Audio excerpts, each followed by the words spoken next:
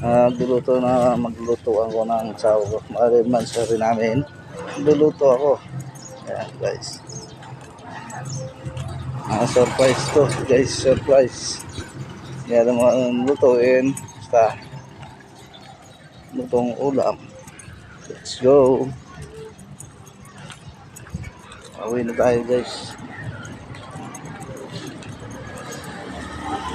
Kain tayo sa palengke. Ayan. Lakad lang. Guys, sinig yung mga baboy. Dahil maliit, papalitan ko ng gawa. Yung kunti lang sabaw.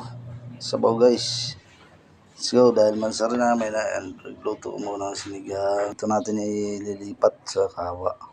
Medyo maliit kasi yung ano ko.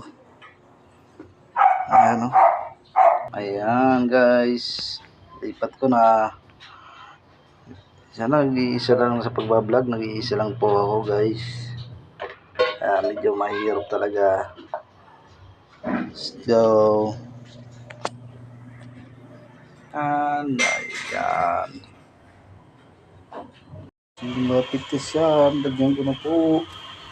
Lagyan ko na po ng talong.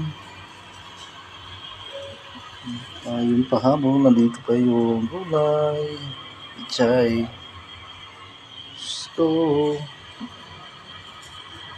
Ayan. Tignan natin kung lasa. Wow. Yummy. Yummy, yummy. Napunas siya guys. Let's go. It's the time na. Luto na guys. It's the time. Kain na po tayo.